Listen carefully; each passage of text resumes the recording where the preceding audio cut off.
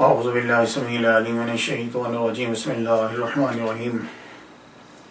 تمام نبیوں کے سردار حضرت محمد صلی اللہ علیہ وآلہ وسلم اور تمام مذاہب کے سردار دین اسلام کے پیروکاروں، السلام علیکم ورحمۃ اللہ تعالی وبرکاتہ۔ ریڈیو کے اندر تقریر کرتے ہوئے امریکہ میں مجھے 9 سال سے کے قریب ہونے کو ہیں۔ مختلف ٹاپک جو ہیں وہ چنتا ہوں اور اس کے بعد لوگوں تک پہنچاتا ہوں۔ یہ لیکچر کبھی ایک ٹاپک کبھی طویل ہو جاتا ہے، کبھی اسے شارٹ کر دیتا ہوں۔ آج کل جو سلسلہ شروع ہے یہ اولیاء کرام کا تذکرہ، جو دنیا کے اندر تشریف لائے اور اپنا اثر جو ہے وہ چھوڑ گئے۔ تو ریڈیو کا لیکچر جو ہے وہ ملا کر میں نے چاہا کہ اپنے آڈینس، جو ناظرین جو یوٹیوب پہ سنتے ہیں، ان کے لیے بھی یہ لیکچر جو ہے وہ پہنچ جائے۔ آج ہماری گفتگو سب سے پہلے حضرت مالک ابن دینار رحمہ اللہ تعالی۔ میں ایک بات عرض کرتا جاؤں کہ کچھ ورڈ ایسے ہیں کہ جو خاص کر دیے گئے کچھ طبقات کے ساتھ، اس سے ذرا یہ ہوتا ہے کہ وہ طبقہ کہ جو طبقہ نالج نہیں رکھتا اسے معلوم ہو جاتا ہے کہ یہ کس جنریشن سے یہ صاحب اللہ کا نیک آدمی تعلق رکھتا ہے۔ اگر ہم رضی اللہ تعالیٰ عنہ لکھتے ہیں تو فوراً معلوم ہو جاتا ہے کہ یہ صحابی ہیں۔ اگر رحمۃ اللہ لکھتے ہیں تو فوراً معلوم ہو جاتا ہے کہ یہ صحابی نہیں ہے، اس کے بعد کسی بھی جنریشن سے اس کا تعلق ہے اور یہ کامل ہے۔ علیہ السلام سے معلوم ہو جاتا ہے کہ نبی ہے، صلی اللہ علیہ وآلہ وسلم بولتے ہیں تو محمد صلی اللہ علیہ وسلم پتہ چل جاتا ہے کہ ان کا اس میں گرامی لیا گیا ہے۔ یہ چیزیں ایک دوسرے کے لیے استعمال ہوتی رہتی ہیں۔ یہ نہیں ہے کہ جو رضی اللہ تعالیٰ عنہ ہے وہ رحمۃ اللہ علیہ نہیں ہے، یا جو رحمۃ اللہ علیہ ہے وہ رضی اللہ نہیں ہے۔ لیکن میں عرض یہ کرنا چاہوں گا کہ اس سے ان لوگوں کو پتہ چل جاتا ہے جو بیچارے ان پڑھ ہیں، انہیں معلوم فوراً رضی اللہ تعالیٰ عنہ سے انہیں پتہ چل جائے گا یہ صاحب جو ہے یہ صحابی۔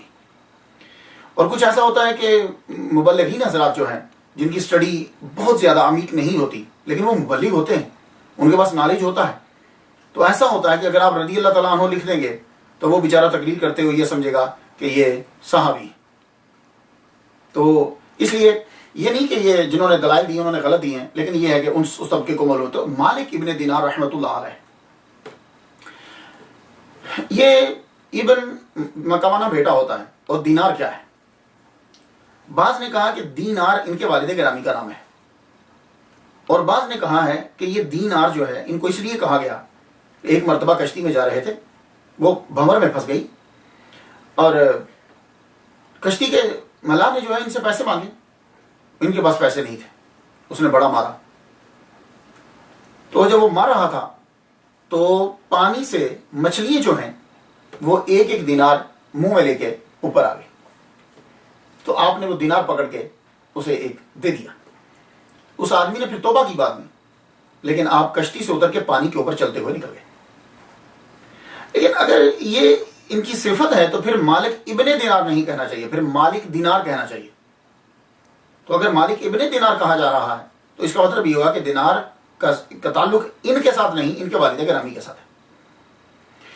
تو ہمارے اسلام کے اندر یہ نہیں دیکھا جاتا کہ خاندان کیا ہے، اس میں زیادہ تر انسان کے کردار پر پہلے توجہ دی جاتی ہے کہ انسان کا کردار کیا ہے۔ تو اگر دیکھا جائے خاندانی اعتبار سے تو ان کے والد گرامی جو ہیں وہ غلام تھے، کابل افغانستان اس جگہ سے ان کا تعلق ہے۔ حضرت مالک رحمۃ اللہ علیہ ان کی جو ولادت ہے وہ اسی حالت میں ہوئی جب ان کے والد گرامی غلامی کی حیثیت، غلامی کی زندگی گزار رہے۔ اللہ تعالیٰ نے پھر ان کو آزادی سے نوازا اور مالک ابن دینار رحمۃ اللہ علیہ جیسا بیٹا جو ہے وہ عطا کیا۔ یہ دینار جو ہے، دینار ایک کرنسی کا نام بھی ہے۔ آج بھی یہ کرنسی جو ہے Algeria, Bahrain, Iraq, Jordan, Kuwait, Libya, Macedonia, Serbia اور ٹیونس، ان ممالک کے اندر آج بھی دینار نام کی کرنسی جو ہے وہ استعمال ہوتی ہے۔ لیکن ہمارے اسلامی ہسٹری کے اندر دینار جو ہے وہ سکے کو کہا جاتا تھا کہ جو سونے سے بنایا جاتا تھا۔ اب مالک بن دینار، جیسے میں نے بتایا کہ کابل اور افغانستان سے ان کا تعلق تھا، تب یہ سارا علاقہ ایک ہی ہوتا تھا، رشیا کی اسٹیٹس، یہ راگ، یہ ملتا جلتا علاقہ تھا، سب ایک دوسرے کی اسٹیٹ تھی۔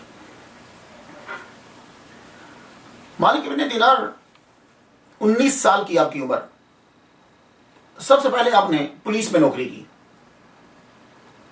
اس دور کے اندر جیسا ہوتا تھا مسلمانوں کی حالات بھی یوں ہی ہیں، شراب پینا، ہر کام کرنا، اور جس شعبے سے یہ تعلق رکھتے ہیں اس شعبے کے اندر کوئی ممانعت بھی نہیں، ڈر بھی نہیں، خود پولیس والے. تو دنیا داری کے جتنے کام ہیں مالک بن دینار کرتے. 19 سال ان کی عمر ہو گئی. ایک دن یہ رستے میں جا رہے ہیں کہ آپ کو ایک چھوٹی سی بچی نظر آئی، 5 سال اس کی عمر، بڑا خوبصورت چہرہ اس کا. بچی کو دیکھ ایک عجیب کیفیت آ رہی ہو گئی آپ کے اندر. گھر آئے، سوچتے رہے، بیٹھے رہے. من چاہا کہ میری بھی بیٹی ہونی چاہیے، میری بھی اولاد ہو. تو آپ نے شادی کر لی. شادی جب آپ نے کی تو اللہ تعالیٰ نے آپ کو چاند سی بیٹی ہی عطا فرمائی. اس بیٹی سے اتنا پیار کرنے لگے، چومتے کھیلتے اس کے ساتھ. لیکن شراب پینا نہیں چھوڑا. بیٹی جو ہے وہ چلنے کے قابل ہو گئی اور بولنے کے قابل، باتیں کرتی. ابا جو ہیں وہ آتے، شام کو بیٹھتے، شراب جب پینے لگتے، وہ بیٹی آتے ہی ہاتھ مارتی، جام توڑ دیتی. یہ عمل اس نے کئی بار کیا. آپ سوچتے اس کو کچھ کہہ نہیں سکتے، اتنا پیار کرتے. کہتے اگر تیرے علاوہ کوئی اور ہوتا تو میں اسے مارتا، لیکن تم مجھے بڑی پیاری ہو. جب یہ عمل بار بار ہوا تو آپ نے کہا جاؤ، لگتا ہے میری بیٹی کو یہ اچھا نہیں لگتا. شراب چھوڑ دی. شراب جب چھوڑی، بیٹی 5 سال کی ہوئی تو مالک بن دینار رحمہ اللہ کی بیٹی دنیا سے چلی گئی. آپ نے دوبارہ شراب پینا شروع کر دی. اب بیٹی کے غم میں، اور ایک ہی بیٹی. ایک جگہ میں اور پڑھتا ہوں کہ ان کی اولاد اور بھی ہے، لیکن جب میں نے تحقیق کی ہے تو مجھے نہیں ملا کہ ان کی اولاد اور ہے، یا اگر اولاد تھی بھی تو یہ سب کو تیار دے کے چھوڑ چھاڑ کے چلے گئے تھے. اس بچی کے فوت ہونے کے بعد شراب کے نشے میں دھت رہتے. اب کیا ہوا؟ ایک دن سوئے، حشر برپا ہے، کوئی ٹو ہے کوئی فرام ہے، لیکن ہر ایک بھاگ رہا ہے. تو حضرت مالک بن دینار بھی وہاں کھڑے ہیں. ایک دم سے دیکھتے ایک بہت بڑا اژدہا ان کے پیچھے بھاگا. تو مالک بن دینار رحمہ اللہ تعالیٰ بڑی تیزی سے آگے بھاگے. وہ اژدہا، وہ سانپ پیچھے، آپ آگے. رستے میں آپ کو ایک بابا ملا، بڑا نورانی چہرہ، داڑھی سفید، پگڑی سر پہ. کہنے لگے آپ میری ہیلپ کیجیے. کہنے لگے میں تیری مدد نہیں کر سکتا کیونکہ میں بہت کمزور ہوں اور یہ سانپ جو ہے وہ طاقتور ہے. سانپ پیچھے، آپ بڑی تیزی کے ساتھ پہاڑی کے اوپر چڑھ گئے، لیکن سانپ آپ کے پیچھے چڑھا. اب جب پہاڑی کے اوپر چڑھے آپ کو سبزہ ہی سبزہ نظر آئے، درخت نظر آئے، گرینری نظر آئے، اور کچھ بچے وہاں کھیلتے ہوئے نظر آئے. اور بچے بلند آواز سے پکار کے کہنے لگے فاطمہ، یہ مالک بن دینار کی بیٹی کا نام ہے جو فوت ہوگی، فاطمہ اپنے باپ کو بچاؤ، تمہارے باپ آئے ہیں، تمہارے والد گرامی آئے. فاطمہ ایک دم سے دوڑتی ہوئی آئی. آتے ہی باپ کے گلے لگی، دائیں ہاتھ کے ساتھ باپ کو یوں سینے سے لگا رہی ہیں اور بائیں ہاتھ کے ساتھ یوں پش کیا اس کو، سانپ کو، اور سانپ پیچھے کی طرف چلا گیا. ایک دم سے بیٹھے، بیٹی سے پوچھتے ہیں بیٹی یہ کیا ماجرا ہے؟ تو آپ کی بیٹی فاطمہ کہتی ہے ابا یہ جو سانپ ہے نا یہ تیرے برے اعمال ہیں، چونکہ تیرے برے اعمال زیادہ ہیں اس لیے سانپ طاقتور ہے. وہ جو بابا ملے تھے وہ تیری نیکی ہیں، چونکہ نیکیاں کم ہیں اس لیے وہ بابا کمزور ہیں. اگر نیکیاں زیادہ ہوتی تو بابا طاقتور ہوتے. تو بابا اب یہ چیزیں چھوڑ دو. کب چھوڑو گے؟ کب وہ وقت آئے گا کہ جب دل دہل جائیں گے اللہ تعالیٰ کے خوف سے؟ کب آئے گا وہ وقت بابا؟ اتنا ہی کہا، آپ کی آنکھ کھل گئی. ایک عجیب سی کیفیت آ رہی تھی. فوراً اٹھے، اور ایک جگہ لکھا ہے کہ یہ مغرب کے وقت آپ کی آنکھ کھلی، اور ایک جگہ لکھا ہے کہ فجر کے وقت. دوڑتے ہوئے گئے، نماز، وضو کیا، نماز پڑھی. امام صاحب کے پیچھے جب نماز پڑھنے لگے مالک بن دینار رحمہ اللہ تعالیٰ، تو امام صاحب بھی وہی آیت تلاوت کر رہے تھے جو جملے ان کی بیٹی نے خواب میں کہے اپنے ابا سے. آپ کی عجیب سی کیفیت ہو گئی. اس کے بعد آپ نے پولیس کی نوکری چھوڑ دی. کہا میں پولیس کی نوکری میں نہیں ہوں. اب من چاہا کہ میں کوئی ایسی نوکری کروں کہ جس کی وابستگی دین کے ساتھ ہو. تو پولیس کی نوکری چھوڑ کر اس جہاں آپ رہتے تھے حضرت امیر معاویہ کی بنائی ہوئی مسجد معاویہ، بہت بڑی مسجد تھی وہ. آپ کا من چاہا کہ میں یہاں متولی بن جاؤں. لیکن اب مسجد کا متولی تو اسے بنائیں گے نا کہ جو آدمی جو نماز پڑھتا ہو، مسجد میں زیادہ رہتا ہو، اسی رکھیں گے نا صفائی پہ. تو آپ نماز پڑھنے لگے. اعتکاف بیٹھے رہتے, نماز پڑھتے رہتے, نوافل پڑھتے رہتے. جب نماز کا ٹائم ہوتا قرآن نوافل یہ مسجد میں جاری رہتا کہ متولی مجھے بنا لیا جائے, میں مسجد میں رہوں گا. لیکن 1 سال گزر گیا, کسی نے متولی نہیں بنایا مالک ابن دینار کو. سال گزرنے کے بعد ایک دن اٹھ کے گئے. اب رباب بڑا اچھا بجاتے تھے, گئے اٹھایا اسے, بجانے لگے. ایک دم سے آواز آئی, یہ تیرا کام نہیں ہے, کب پلٹے گا تو؟ اللہ اکبر جل شانہ. رباب چھوڑ دی, اسے چھوڑا, سانس کو چھوڑ دیا. پھر بھاگے مسجد میں آ کے لگے, اللہ مجھے مسجد کی متولی بننے کے لیے عبادت نہیں کرنی, اب میں تیری رضا کی خاطر جو ہے وہ عبادت کروں. وہ نماز جب آپ نے پڑھی, وہ نماز پڑھنے کے بعد آپ باہر آئے تو رستے میں آپ کو مسجد کی انتظامیہ مل گئی, لوگ مل گئے. کہنے لگے مسجد کی رکھوالی کرنے والا کوئی نہیں ہے, مسجد خالی پڑی رہتی ہے, ہم آپ کو متولی بناتے ہیں. ہم مسکرا پڑے. کہنے لگے 1 سال میں نماز پڑھتا رہا کہ مجھے یہاں نوکری مل جائے, آج میں نے ایک نماز اللہ کی رضا کی خاطر پڑھی تو نوکری ایک دم سے میرے پاس آ گئی. کہنے لگے نہیں, میں اب اللہ کی رضا کے لیے کام کروں. آپ نے وہ جگہ بھی چھوڑی. آپ حضرت حسن بصری رحمہ اللہ کے ہم عصر ہیں, اس لیے مجھے یقین ہے کہ مالک ابن دینار رحمہ اللہ تعالیٰ نے ضرور کسی نہ کسی صحابی کی زیارت کی ہوگی اگر یہ حضرت حسن بصری کے ہم عصر ہیں. ویسے کہا جاتا ہے کہ آپ 748 میں جو ہے وہ وفات پائی آپ نے. 748 عیسوی کی بات کر رہا ہوں, جس کا ابھی 2012 جا رہا. تو 748 میں اگر آپ نے وفات پائی ہو تو 90 سال کی عمر ہے حضرت مالک بن دینار رحمہ اللہ کی. تو اس کا مطلب یہ ہوا کہ آپ 658 عیسوی میں پیدا ہوئے, تو یقیناً آپ نے کسی نہ کسی صحابی کی زیارت کی ہوئی. تو آپ تابعی بھی ہیں, اور اگر آپ کہیں کہ تابعی نہیں ہیں تو تبع تابعی تو آپ کو ماننا پڑے گا, کیونکہ حضرت حسن بصری رحمہ اللہ کی انہوں نے زیارت کی ہے. تو انہوں نے کئی ان لوگوں کی زیارتیں کی ہیں جنہوں نے صحابہ کرام کی زیارتیں کی.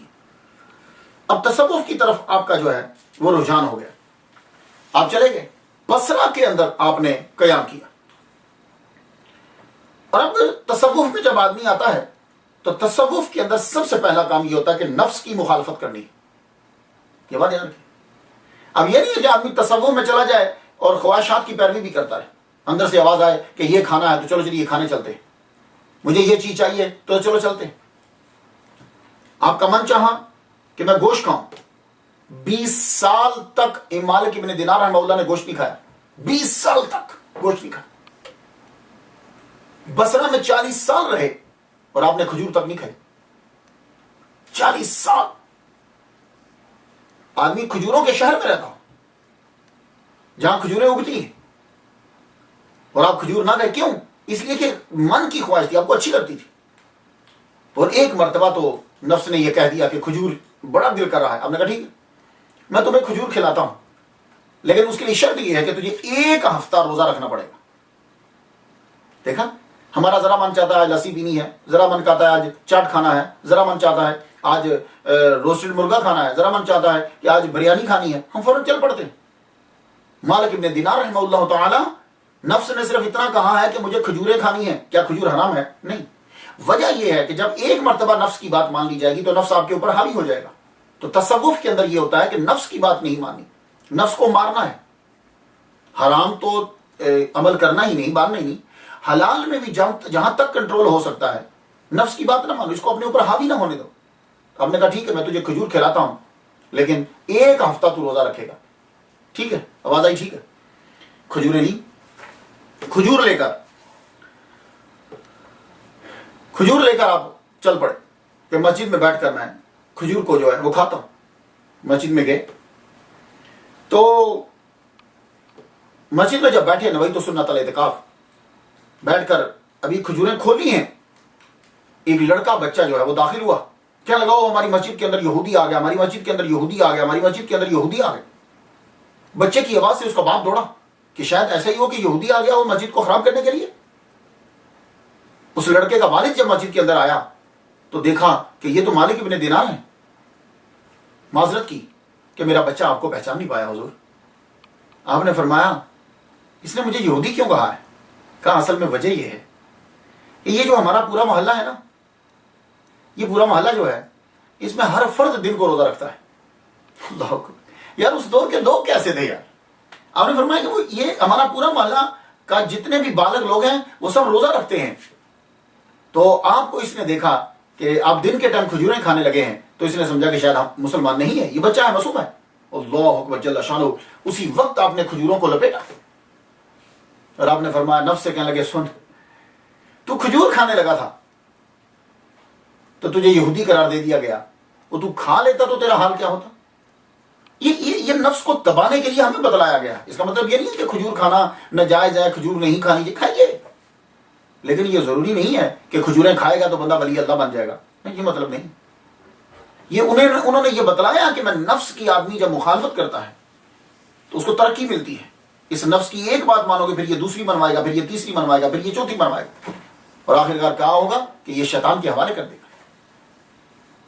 اب تصوف، اللہ تعالیٰ نے آپ کو اتنا ملکہ عطا فرمایا، ہر وقت جو ہے خدا تعالیٰ کی بارگاہ میں عبادت میں مصروف رہتے، اپنے کمرے میں بند رہتے، اور کمرے کے ساتھ یہودی ہمسایہ کون ہے؟ یہودی. اور اس کا طریقہ کار کیا تھا؟ وہ یوں کرتا تھا، گوشت لاتا تھا، اوجلی لاتا تھا، کچھ کوئی چیز بھی لاتا، اس کو یوں دروازے کے قریب لا کے پھینک دیتا گوشت کو. پھینکنے کے بعد اس نے کیا کیا کہ وہ جہاں وہ پھینکتا تھا اس سے زمین کو کدال کے ساتھ اس نے یوں نالی سی بنا دی، اور وہ نالی جو ہے وہ سیدھی جا کر حضرت مالک ابن دینار رحمہ اللہ تعالیٰ کے دروازے کے قریب جو ہے یوں جا کے پانی ڈھلان بن جائے اور پانی آگے چلا جائے. پھر اس سڑے ہوئے گوشت کے اوپر پانی پھینکتا. تو جب وہ پانی پھینکتا تو وہ پانی سڑے ہوئے گوشت میں سے نکل کے وہ ڈھلان سے نیچے ان کے دروازے کے اوپر جاتا اور اندر چلا جاتا. اور آپ کو اتنی بدبو آتی، آپ نے ساری رات عبادت کرنا ہوتی تھی اور آپ کو بڑی بدبو آتی، لیکن وہ مسلسل اسی طرح کرتا رہتا. اور آپ کیا کرتے؟ یوں ناک کے اوپر ہاتھ رکھ کے یا رومال رکھ کے آپ کو جب باہر جاتے تھے کتابت کا کچھ کام، کتابوں کا کوئی کام کرتے تھے، تو گھر آ جاتے، آ کے اندر بیٹھتے تو وہ جتنی گندگی ہوتی اسے صاف کر دیتے، دروازہ بند کر کے عبادت میں مشغول ہو جاتے. آپ کو تکلیف تو ہوتی، لیکن نہیں. ایک دن، 2 دن، 3 دن، عرصہ گزر گیا. ایک دن خود ہی اس کو خیال آ گیا. یہودی آیا، آ کے کہنے لگا آپ کو تکلیف تو بہت ہوتی ہوگی، میں یہ جو عمل کرتا رہا ہوں، کیونکہ یہودی کی بیوی جو ہے وہ روکتی تھی کہ تم کیوں تنگ کرتے ہو بلا وجہ ان کو، وہ تمہیں کچھ نہیں کہتے، تم کیوں تنگ کرتے ہو. ایک دن خود اس پہ اثر ہوا، پہنچا، کہنے لگا میں آپ کو اذیت دیتا تھا، آپ صبر کرتے تھے، کچھ کہتے کیوں نہیں تھے؟ کہنے لگے وجہ یہ ہے، ہمارے اسلام کے اندر یہ بتلایا گیا ہے کہ جو لوگ غصے پر قابو پا لیتے ہیں اللہ تعالیٰ صرف ان کے گناہ معاف نہیں کیے جاتے بلکہ انہیں بہت زیادہ ثواب عطا کیا جاتا. تو میں نے تیرے عمل کے اوپر صبر کیا.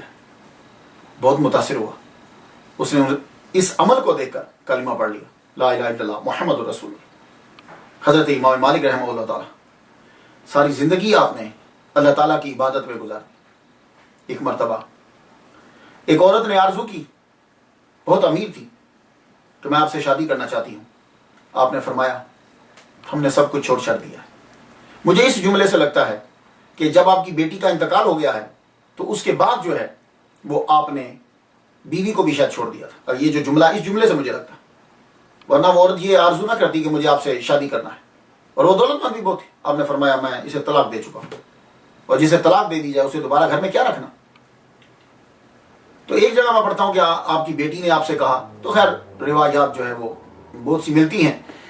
حضرت مالک بن دینار رحمہ اللہ تعالیٰ عبادت کر رہے ہیں، بات کو سماعت کیجیے تو مکمل کرتے ہیں. عبادت کر رہے ہیں آپ، تو بزرگان دین نماز پڑھتے تھے اندھیرے کے اندر، چھپ کے، دور جا کے، لوگوں کو کوئی دکھے نہ، ریاکاری نہ آ جائے، لوگوں کو نظر نہ آئے. ایک مرتبہ کسی نے مالک ابن دینار سے کہہ دیا، عورت نے بلایا اور ریاکار. بڑے خوشی ہوئے، کہنے لگے او آج کسی نے بڑے سالوں بعد مجھے میرے اصلی نام سے پکارا. فرمانے لگے مجھے اب کچھ نہیں لگتا، کوئی میری تعریف کرے یا کوئی میری توہین کرے، مجھے کچھ اثر نہیں پڑتا. یہ کیفیت ہر آدمی میں، خاص طور پر مولویوں کے اندر یہ کیفیت طاری ہونی چاہیے. کوئی تعریف کرے تو بھی اثر نہ پڑے اور کوئی توہین کرے تو بھی اثر نہ پڑے. کیوں؟ فرمانے لگے میں حقیقت کو جان چکا ہوں. یہ لوگ مبالغہ آرائی سے کام لیتے ہیں، تعریف کریں گے تو، توہین کریں گے تو جب میں ان کی حقیقت کو جان چکا ہوں پھر مجھے ان کی تعریف اور توہین اس سے مجھے کوئی اثر نہیں پڑتا. حضرت مالک بن دینار رحمہ اللہ تعالیٰ عبادت کر رہے اور جب آدمی اللہ تعالیٰ کی رضا کی خاطر عبادت کرتا ہے تو اللہ تعالیٰ اس کے صدقے سے دوسروں پر بھی کرم فرماتا. کئی لوگ آپ کی وجہ سے مسلمان ہوئے. مجوسی، یہ جو لوگ آگ کو پوجتے ہیں، آتش پرست جو ہیں، یہ آگ کو پوجتے، بجھنے نہیں دیتے. ان کی عبادت ہی یہ ہوتی ہے، آگ جلتی رہتی ہے، اس کی پوجا کرتے رہتے. تو ایک دفعہ ایک مجوسی نے یہ کہہ دیا مالک ابن دینار، تو سچا کہ میں سچا؟ آپ نے فرمایا دیکھ میں سچا ہوں، تو پوجا کرتا ہے آگ کی، آگ تیری، تو نے اس کو الہ بنا لیا. میں اس کی پوجا نہیں کرتا، میں اس کی پوجا کرتا ہوں جس نے ساری کائنات کو بنایا. اگر تو سچا ہے تو بھی ہاتھ ڈال آگ کے اندر، کیونکہ تو پوچھتا ہے. میں یہ کہتا ہوں کہ یہ اللہ کی مخلوق ہے، میں بھی ہاتھ ڈالتا ہوں. جس کا جل گیا وہ جھوٹا. کیا لگا؟ اچھا پھر آپ ڈالیے پہلے. وہ بھی ذہین تھے لوگ اس دور کے. حضرت امام مالک جو ہی مالک ابن دینار ہاتھ ڈالنے لگے، اس نے کیا کیا؟ مجوسی نے بھی ساتھ ہی ہاتھ ڈال دیا، یوں ملا کے آگ میں ڈال دیا. کسی کا بھی ہاتھ نہیں جلا، دونوں کا ہاتھ جو ہے وہ بچ گیا. ہاتھ بچا تو رات کو اللہ کی بارگاہ میں عرض کرتے ہیں کہ اللہ پاک، میں نے تو تیری شان کو بیان کرنے کے لیے، تیری توحید بیان کرنے کے لیے یہ عمل کیا تھا، تو نے اس کا ہاتھ کیوں نہیں جلایا؟ تو اللہ تعالیٰ غیب سے آواز آئی، اے مالک ابن دینار، اس کا ہاتھ جل جاتا اگر وہ اکیلا ڈالتا. اس کا ہاتھ کیوں نہیں جلا؟ وہ بڑا ذہین تھا. اس نے اپنا ہاتھ تیرے ہاتھ کے ساتھ جوڑ کے ڈالا، تو ہم نے تیرے ہاتھ کی وجہ سے اس کے ہاتھ کو نہیں جلا. اللہ اکبر جل شان. تو اللہ تعالیٰ کرم فرماتا ہے، جب آدمی اس سے لو لگا لیتا ہے تو پھر ہر شے جو ہے اسی کے تابع ہو جاتی. تو بات کو ختم کرتے سمیٹتے ہیں. حضرت مالک ابن دینار رحمہ اللہ تعالیٰ نماز پڑھ رہے ہیں تو لوگ چھپ کے نماز پڑھتے، اندھیرا کر کے نماز پڑھتے. تو آپ اندھیرا کر کے نماز پڑھ رہے ہیں، چور آ گیا چوری کرنے کے لیے. چوری کرنے کے لیے جب آیا، آپ نے محسوس کیا کہ گھر میں کوئی پھر رہا ہے. آپ اندھیرے میں نماز پڑھ رہے تھے ایک سائڈ میں، جو ہی وہ قریب آیا آپ نے اس کو بازو سے پکڑ لی. آپ اس وقت رکوع میں جا رہے تھے، آپ نے اس کو پل کیا ڈاؤن، نیچے جھکا دیا. اتحیات پڑھنے کے بعد سلام پھیرا. آپ نے اسے دیکھا، ڈر گیا، کہنے لگا چھوڑیے، آپ کیا بات چیت کرنی، میں آپ کو کچھ نہیں کہتا، آپ مجھے کچھ نہ کہیں، مجھے جانے دیجیے. آپ فرمانے لگے ایک کنڈیشن ہے، تو چلا جا، میں تجھے جانے دوں گا، لیکن ایک کنڈیشن ہے، وہ یہ ہے کہ تو میرے ساتھ 2 رکعت نفل پڑھے گا. کہنے لگا ٹھیک، 2 رکعت نفل پڑھتا ہوں میں آپ کے ساتھ. مالک ابن دینار نے جب یہ کہا تو 2 رکعت نفل پڑھنے کے لیے جو ہے وہ تیار ہوا، وضو کیا، آپ کے ساتھ کھڑے ہو گئے، 2 رکعت نفل پڑھے. 2 پڑھے تو کہنے لگا کہ میں کچھ اور پڑھ سکتا ہوں. آپ نے ٹھیک پڑھا. وہ نوافل پڑھتا رہا یہاں تک کہ فجر کی نماز کا ٹائم ہو گیا. آپ نے فرمایا جاؤ آزاد ہو، چلے جاؤ تم. تو مالک ابن دینار سے کہنے لگا میں آپ کے ساتھ فجر کی نماز پڑھ سکتا ہوں. آپ نے فرمایا ٹھیک ہے، فجر کی نماز پڑھ لیں. مسجد میں گئے، نماز فجر کی پڑھی. وہ بھی پیچھے پیچھے امام مالک مالک ابن دینار رحمہ اللہ اپنے گھر آ رہے ہیں پیچھے پیچھے. جو ہی وہ گھر داخل ہوئے یہ بھی داخل ہو گئے. آپ نے فرمایا جاؤ، میں تمہیں کہہ رہا ہوں تم آزاد ہو، فری ہو، جاؤ. کہنے لگا دیکھو مسئلہ آپ کو بھی آتا ہوگا، مسلمان کے مسلمان پہ جو حقوق ہیں. ایک یہ ہے کہ مسلمان جب مہمان آتا ہے تو 3 دن تک اس کے گھر میں وہ مہمان رہ سکتا ہے. اور یہ آپ لوگ بھی مسئلہ یاد رکھ لیجیے، آپ کے گھر میں جو آئے 3 دن تک جو ہے آپ اس کی خدمت کریں گے. 3 دن تک مہمان ہوتا ہے، چوتھے دن نہیں. اب آپ کی مرضی، آپ کریں یا نہ کریں، لیکن 3 دن تک اس کی خدمت کرنا ہے. دیکھو اس دور کے چور کتنے پڑھے لکھے ہیں کہ وہ بھی یہ حدیث جانتا ہے کہ مہمان 3 دن تک ہوتا ہے. حضرت امام مالک مسکرا پڑے، کہنے لگے ٹھیک ہے رہو. 3 دن وہ چور جو چوری کرنے آتے ہیں امام مالک ابن دینار رحمہ اللہ کے ساتھ رہے. دن کو دیکھتے کہ وہ روزہ رکھ رہے ہیں، رات کو دیکھتے کہ عبادت کر رہے ہیں. 3 دن کے بعد اس نے اجازت چاہی. آپ نے فرمایا چاہ. جب وہ چور واپس پہنچا تو اس کے ساتھ ہی پوچھنے لگے کہاں گئے تھے، ہم تو تمہیں تلاش کرتے رہے، اتنا دیر کہاں گزاری. کہنے لگے بس گیا تھا ایک جگہ ڈاکہ ڈالا. کہا بہت مال ہاتھ لگا ہوگا. کہاں بڑا مال لگا. میں نے لوٹا اور مجھے کسی نے لوٹ لیا. میں نے لوٹا، میں لوٹنے گیا تھا میں تو کسی نے مجھے لوٹ لیا. کہا اتنا بڑا خزانہ لیا اور کس نے لوٹا، بتاؤ ہم اس کو قتل کر دیں گے. کہا جو خزانہ مجھے ملا ہے وہ تم نہ تو واپس لے سکتے ہو، نہ تم اسے چھو سکتے ہو، نہ تم اسے دیکھ سکتے ہو. وہ ٹرائل جسٹ ایکسپیرینس، وہ تو محسوس کیا جا سکتا ہے، دل سے لیا جاتا ہے، دل میں رکھا جاتا ہے. اصل میں مالک ابن دینار رحمہ اللہ کے پاس رہا ہوں 3 دن. انہوں نے مجھے ایمان کی چاشنی دی، مجھے نماز پڑھنے کا طریقہ بتلایا، مجھے خدا کا ذکر دیا، ایمان کی حلاوت دی، مجھے روزہ سکھایا. یہ ایمان ہے جو میں ان سے لے کر آیا. سب لوگوں نے پھر اس کی وجہ سے بھی توبہ کی. تو یہ ہے مالک ابن دینار. بصرہ کے اندر ان کی قبر مبارک ہے. ان کے کچھ جملے ہیں. ایک مجھے بڑا اچھا لگا ان کا جملہ, اور وہ آپ بھی سن لیجیے. بہت خوبصورت بات کی, اور اسی بات پر آج کا ریڈیو کا پروگرام ختم کرتے ہیں. آپ نے جو بات کہی وہ یہ ہے, کہنے لگے کہ مسلمان حضور صلی اللہ علیہ وآلہ وسلم کی جو امت ہے, امت کو 2 ایسی نعمتیں عطا کی گئی ہیں جو کسی اور کو عطا نہیں کی گئی. اور یہ سب لوگ آپ سن لیجیے. یہ ولیوں کا تذکرہ کرنے کی وجہ ہی صرف یہ ہوتی ہے کہ ان کی بات, وہ جو سٹوری ہے, وہ جو کہانی ہے, وہ ایک دم سے باڈی پہ اثر کرتی ہے. اس لیے امریکہ میں دیکھا ہوگا آپ نے, آپ کے ملکوں میں بھی ہوگا, کہ بچوں کو سٹوریز سنائی جاتی ہے. بچے سٹوری میں بڑی دلچسپی لیتے ہیں. کیا وجہ ہے؟ آپ یہ سٹوریز کیوں نہیں سناتے؟ مجھے امید ہے کہ آپ لوگ جو سن رہے ہو, آپ اسے یوٹیوب پہ بھی شیئر کرو گے, ویسے بھی خود بھی یاد کرو گے, اور اپنے بچوں کو یہ سٹوری سناؤ گے. اس سے بچے کی لائف ایک دم سے چینج ہو جائے. اب سن لیجئے مالک ابن دینار رحمہ اللہ کیا کہتے ہیں. کہتے ہیں کہ 2 چیزیں ایسی دی ہیں حضور کی امت کو جو کسی کو پہلے نہیں دی. وہ کیا تھی؟ ایک یہ ہے کہ اللہ تعالیٰ نے یہ قرآن مجید میں یہ کہا ہے کہ تم مجھے یاد کرو, میں تمہیں یاد رکھوں گا. فاذکرونی اذکرکم. تم مجھے میرا ذکر کرو, میں تمہیں یاد رکھوں گا. اور دوسری, ادعونی استجب لکم, مجھ سے مانگو میں تمہاری دعا کو قبول کروں گا. یہ 2 چیزیں ایسی ہیں جو کسی اور کو نہیں. آئیے اللہ تعالیٰ دعا کرتے ہیں اللہ سے, اللہ تعالیٰ مالک ابن دینار رحمۃ اللہ علیہ کی قبر پر ملین بلین ٹریلین رحمتیں جو ہیں وہ نازل فرمائے. اجازت دیجیے. وآخر دعوانا الحمدللہ رب العالمین.